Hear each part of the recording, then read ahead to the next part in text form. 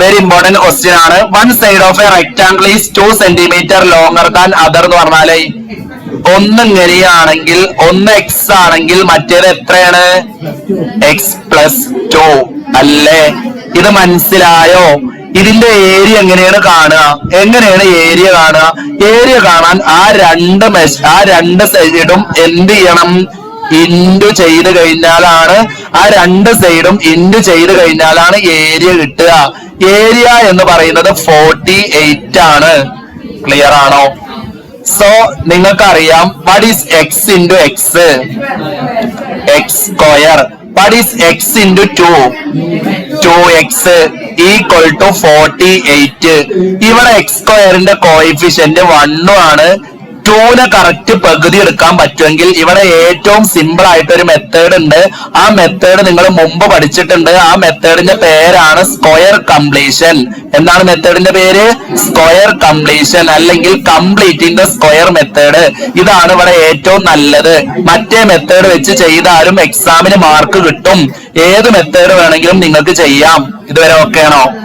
ഇനി ചെയ്യേണ്ടത് രണ്ട് സൈഡിലും ഏതാണ് ആഡ് ചെയ്യേണ്ടത്? എക്സിന്റെ കോഎഫിഷ്യന്റ് 2 ആണ്. 2ന്റെ പകുതി എത്രയാണ്? 1. ഇവിടെ 1 സ്ക്വയർ ചെയ്യുക. ഇവിടെ അതിന്റെ ആൻസർ കൊണ്ടുപോയി എഴുതി വെക്കുക അല്ലെ? ഇവിടെ 1 സ്ക്വയർ ചെയ്യുക. ഇവിടെ അതിന്റെ ആൻസർ കൊണ്ടുപോയി എഴുതി വെക്കുക.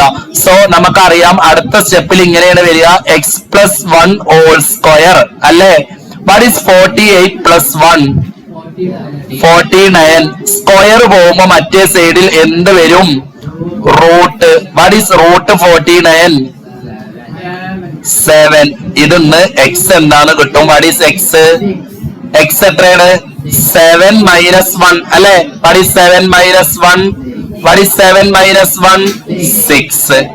സോ നമുക്ക് എക്സ് ഒരു ലെങ്തോ ഏതേലും ഒന്ന് എക്സ് ആണെങ്കിൽ അത് 6 കിട്ടി.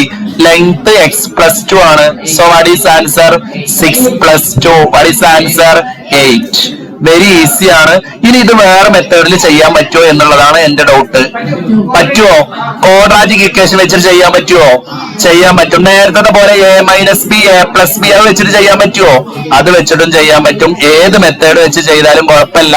എക്സാമിന് ആൻസർ ചെയ്യലാണ് ഇമ്പോർട്ടന്റ്.